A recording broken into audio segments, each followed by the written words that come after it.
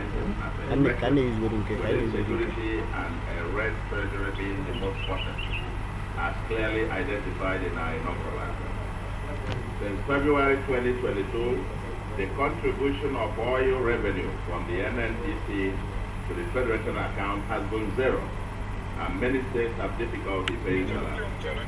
Thus, with declining revenue in the context of insecurity and the mountain of debt, including over 20 billion in areas of gratuity to pensioners and ready vis-a-vis the sky-high expectations from you, our employers, from fundamental disruptive changes as evident.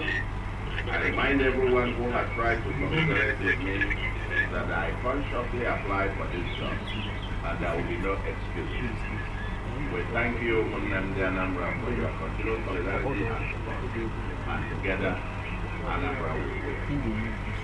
We have spent the last 100 days addressing some key foundational issues, appointed, swore in and organized a retreat for a new cabinet within 5 weeks, launched the campaign to mobilize our people to take back our state from criminals, and head-on systematic and comprehensive attack on insecurity to restore law and order, revised the 2022 budget, and provided unprecedented allocation of 64% for capital and infrastructural development, as well as priority for youth development. Declared a state of emergency on roads and traffic, and preparing to flag off the construction of over 220 kilometers of roads as the rain subsides, getting towns out of our roads and markets, redefining the purpose and character of government, focus on service delivery, as well as prudent and transparent fiscal management, ending the phenomenon of schools without teachers and hospitals without doctors, by embarking on an ambitious, open and comprehensive process to recruit thousands of teachers, as well as doctors, pharmacists and nurses for our hospitals, cleaning up the mountains of waste on our roads, working to ensure that entry into and exit from Anambra, especially at the Amansi and Bridgehead on Isha, become pleasurable experience. Signaling our urban renewal agenda with the illustrative, ambitious agenda for cleaning and modernizing of Bokoko and Onitsha metropolis, as well as other urban centers, which will take greater vigor after the rainy season. Laying the foundation for everything technology and technology everywhere agenda, restructuring and digitizing our internal revenue service, designing and approving a regime for GIS and digitization of our land registry,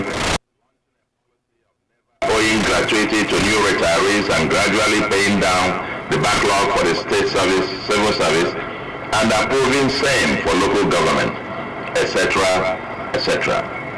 In sum, let me assure you that so far, so bumpy, but so good. Most people attest that the grave insecurity is being significantly contained, and we are unrelenting. All eyes remain on the ball, and we are determined to ensure that despite the daunting challenges, our state will remain on course to a livable and prosperous smart homeland. We remain focused on implementing the Soludo solution, the People's Manifesto, with its 5 driving pillars.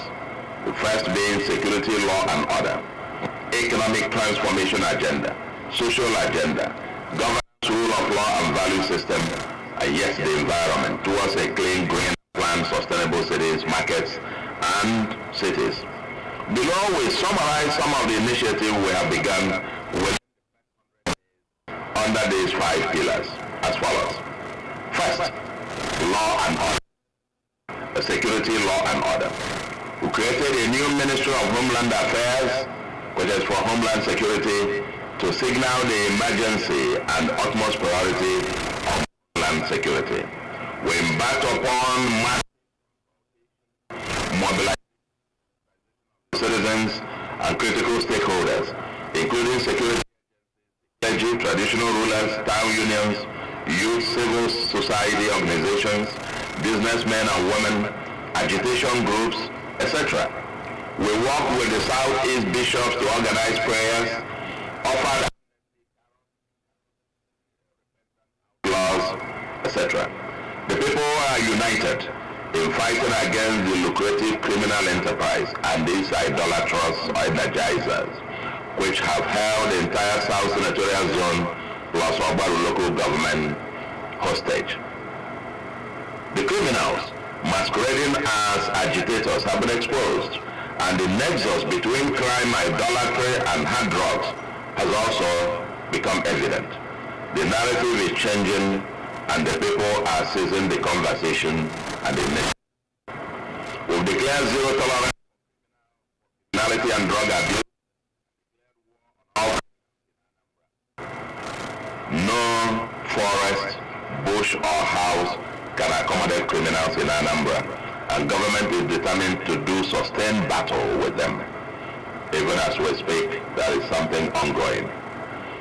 It took some years for criminality to take root in parts of the state, and we have a longer-term perspective of sustainable solutions.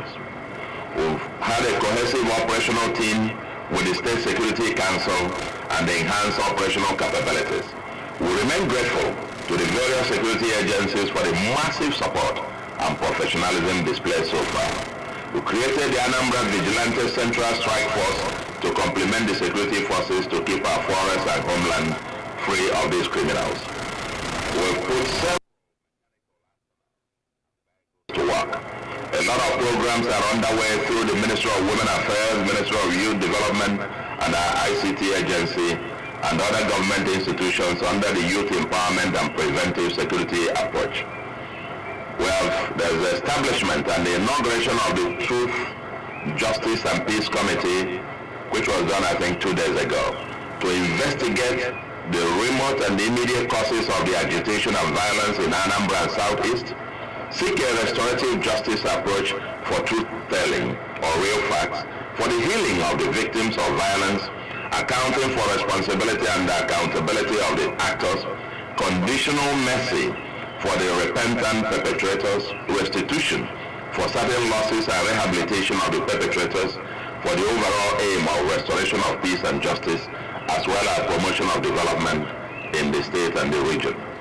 We declare zero tolerance for touting, Aboro, which has endeared the government to transport owners, operators, and stakeholders.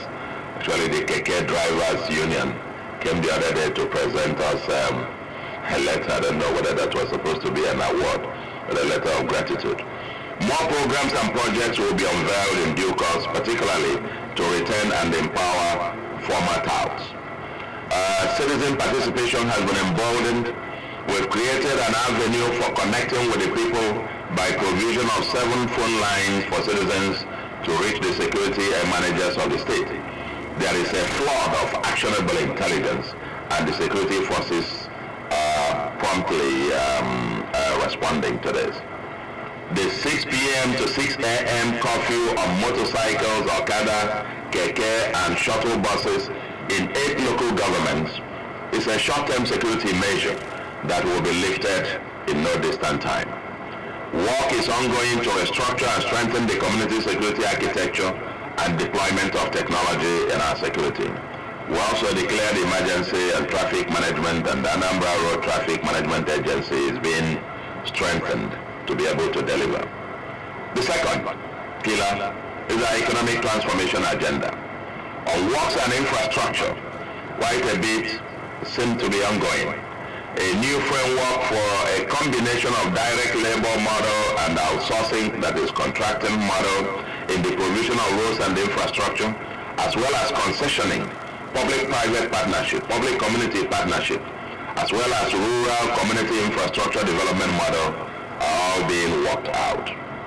Direct labor intervention has been successfully deployed to rebuild the washout section of Onitsha-Enugu Federal Highway opposite the Chisco Park at Onitsha, as well as the Amansi section of the Enugu-Onitsha Federal Highway. That's the entry into Anambra at a highly cost-effective rate. We also embarked on the engineering design process that's been completed, and contractors soon to move to site to deal with 2 dangerous portions of federal highways which experience massive flooding each year, drowning unsuspecting commuters. These are the Ekulabian Nobi Federal Road with the intersection there, and the Ogbunike-Ogidi section of Enugu-Onitsha Road, the old road. The Silton, I saw Money Man here. No, that's your place. The Silton of 1 kilometer of Obodoku Road, Oboko to Idemili River end of the Sakamori stormwater discharge. The exercise is ongoing and will soon move to the Fege Wangene end of the discharge drain. The hydrological studies and hydraulic designs of stormwater drainage discharge channel, as well as engineering designs, almost completed for over 220 kilometers of roads scattered all over, and these roads for the dry season commences.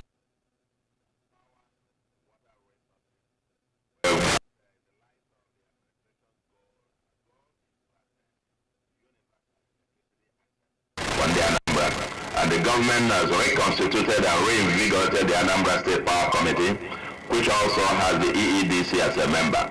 The committee recently finished a retreat and is finalizing details of the plans and programs, including the legal regulatory framework to align all stakeholders in the electricity market in Anambra and ensure optimal performance and delivery of government's targets.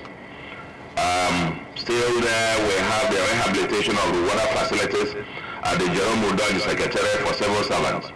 I understand the Secretariat has not had water running in the offices for over 8 years.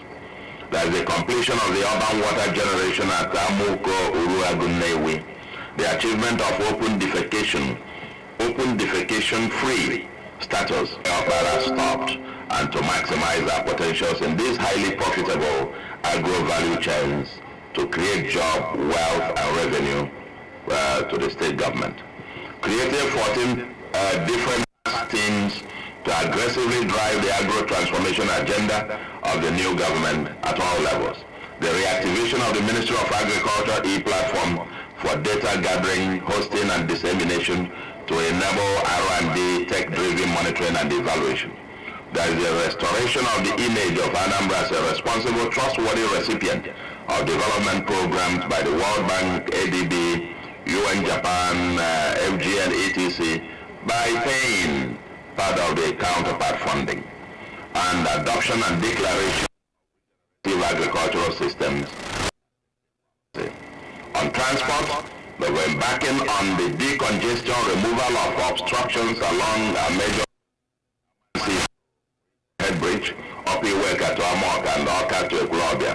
Market encroachments, trading activities on the roads, and sustenance of free flow of traffic. We've also completed the cycle of public service announcements and town hall meetings with and associations. There is the identification and assessment of public parks in the state.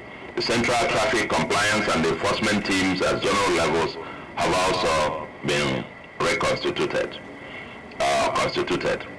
On culture, entertainment, and tourism, we hosted a high-profile research team from the Federal Ministry of Information and Culture for the possible enlistment of the Ogbunike Cave at the UNICEF World Heritage Site.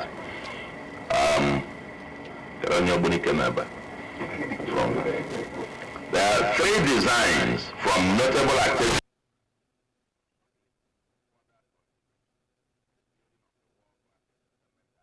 park at Agro Lake.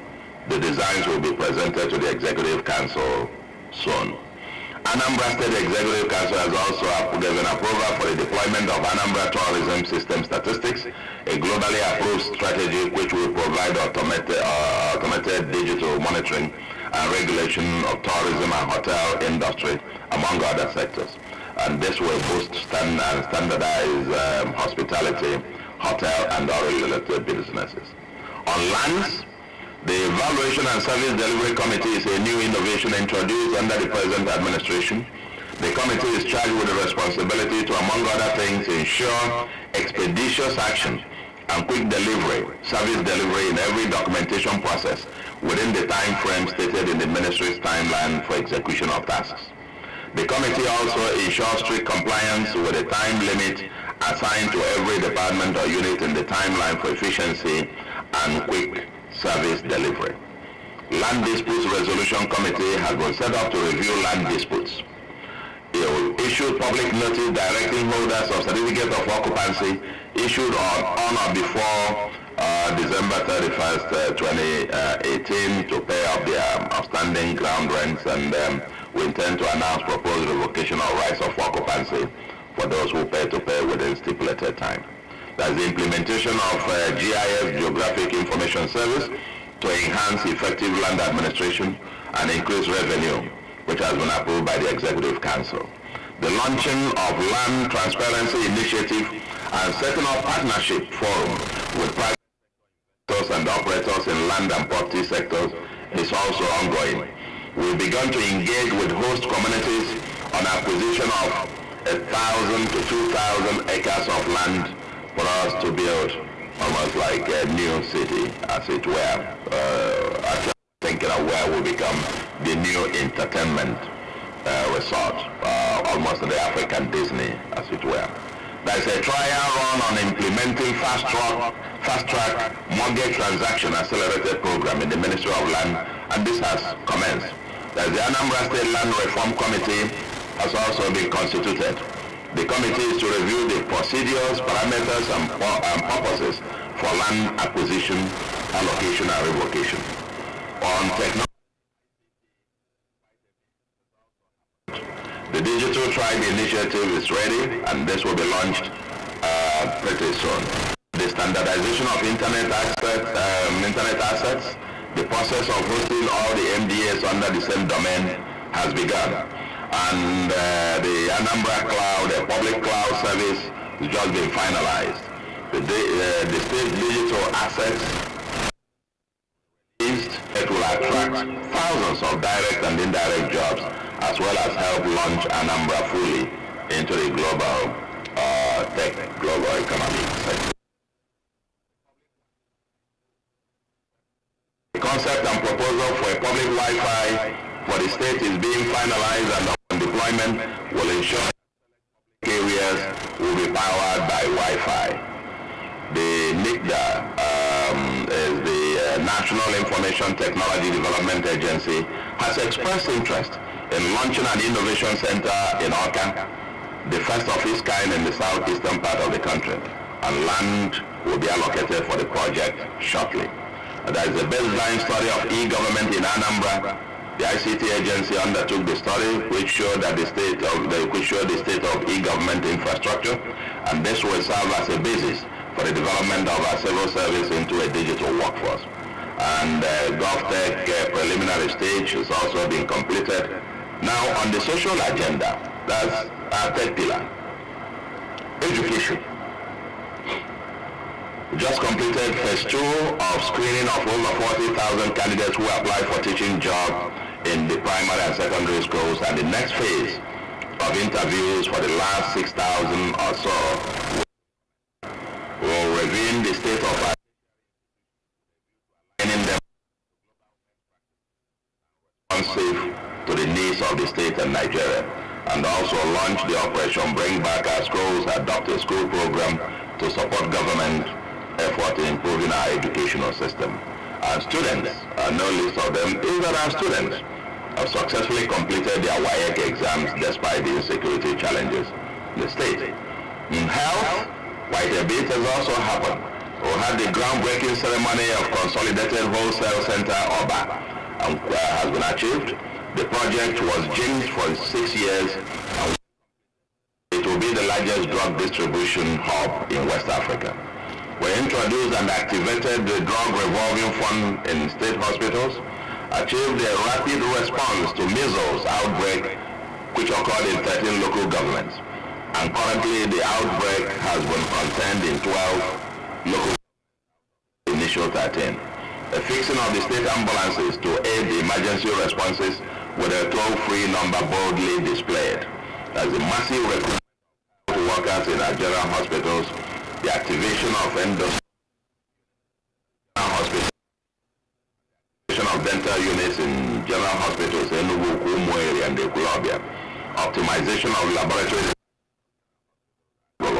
and general hospital in Nobi with hematology, and introduction of Anambra State hospital inspection team, and our Zero Malaria Initiative, which in collaboration with the Malaria Consortium flagged off the distribution of 3.8 million insecticide treated nets in the state. But in collaboration also with the state government, the Global Fund is building a new oxygen plant at Onitsha. Women and social welfare, I think they have done some rescue missions of about 13 children from agents of human trafficking, and has also been able to establish for its first time a situation room for sexual gender-based violence and data collection in the state. On the fourth pillar, governance, rule of law, and value system. On governance, it is fair to say that we made a transition from the former administration. The transition from the former administration has been superbly managed without rifts and rancor, and the new administration is geared towards moving the state to the destined heights. We functional and created two new ministries, Ministry of Land Affairs and Ministry of Petroleum and Mineral Resources, to meet the immediate needs of Anambra. That the new administration is mainstreaming the culture of efficient service delivery, fiscal prudence, and transparent financial management. Emphasis is on value for money in every expenditure as per our contract with Anambra. Office holders were making of the orientation towards prudence and value for money is that the new administration has renegotiated the contracts for facility management. That is cleaning services for government million per month, with a savings of about 126 million per month.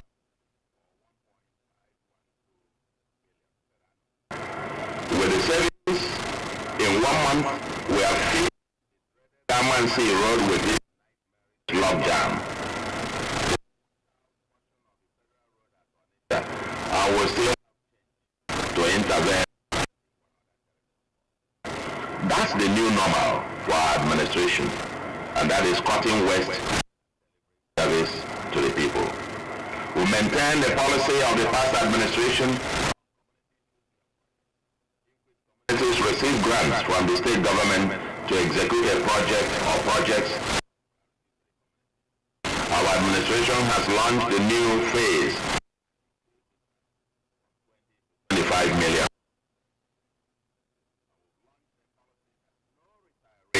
From the state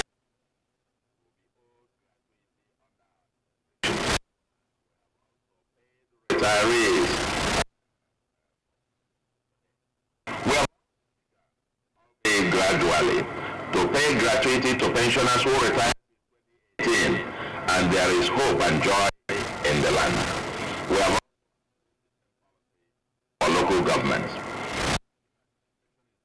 to ensure that local government funds are deployed to address the grassroots. On budget and planning, economic planning, we've submitted the revised 2022 revised budget to the State Assembly. Tailored to meet ambitious infrastructure and other capital development, especially roads. I'm glad members are here. Just asking them, when are we getting the budget?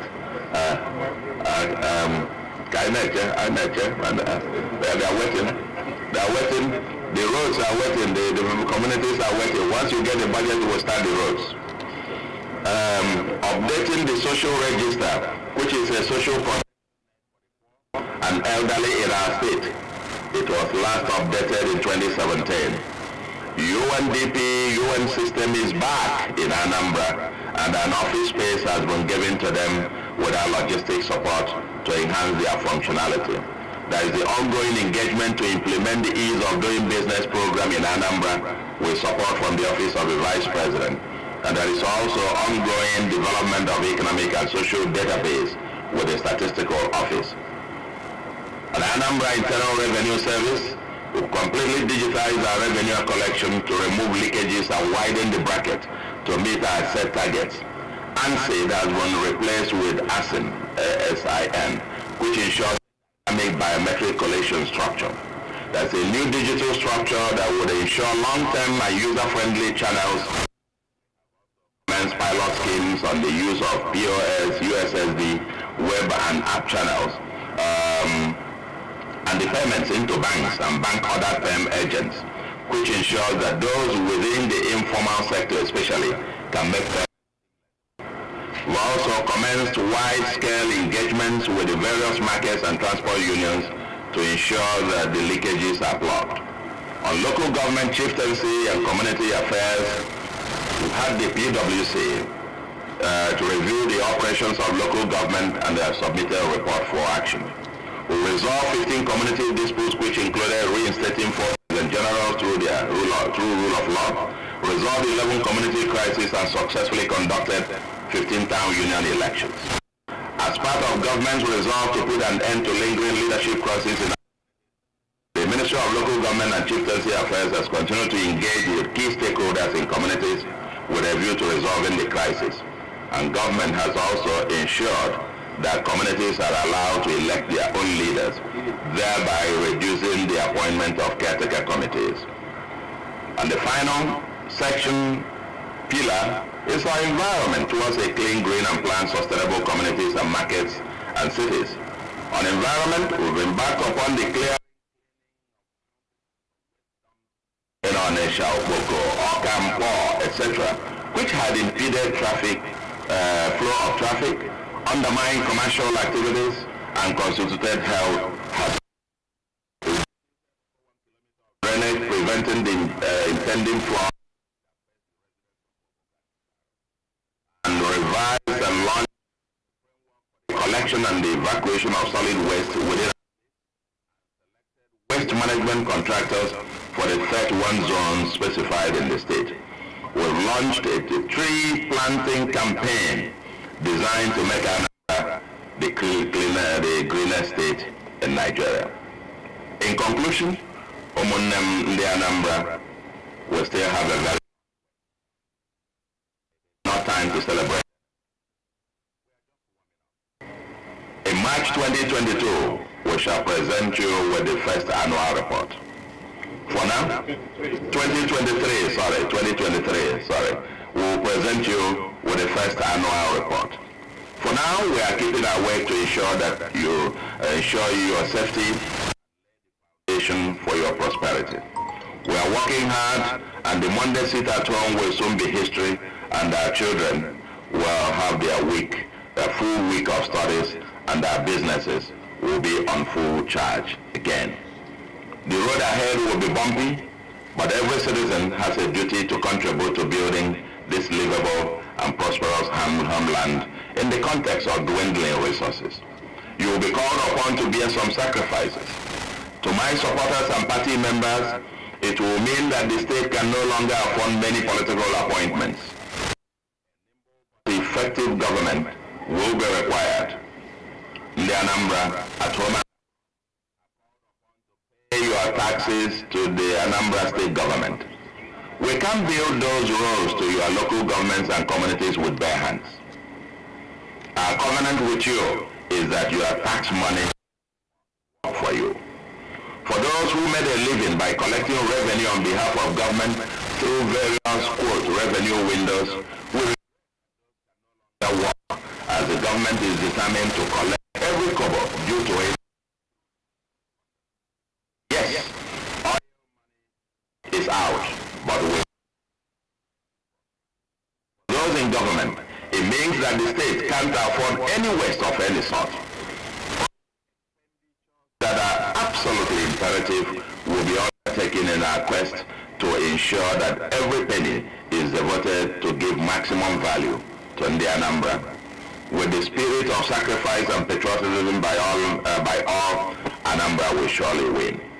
Let me again specifically thank and appreciate all citizens and stakeholders for your massive solidarity and support.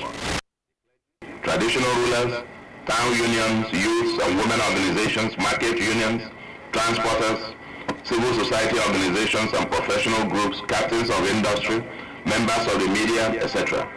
We appreciate the communities embarking on various development programs without waiting for government. We thank those investors who, in spite of the insecurity, are still betting on Anambra. The huge benefits. I must not fail to thank in a special way the security agencies, as well as our vigilante, and all the donors and supporters who have contributed to the war against criminality in Anambra. May the God remember all the victims of the crass criminality and pray that God will grant no rest. They died, but we must not let them die in vain. In particular, let me thank the members of the international community for your solidarity, goodwill, and support. We will soon receive many of you in our state, and we will later your various contributions. Anambra is ready to study to showcase your exemplary contributions to our country and humanity. On my part, I continue to pledge absolute service to you as I adorn our locally made akwete and wear the Anambra made shoes, eat the Anambra foods and enjoy her drinks, as well as drive the Anambra made cars. I signal my readiness as a promoter and marketer. In time, we will take the made in Anambra to Africa and the world. God did not make a mistake to make us in the Anambra. Let us take back our state and make her livable and prosperous. Of course, we are in the Anambra and we can. Let's get back to work. God bless Anambra. God bless the Federal Republic of Nigeria. Thank you very much.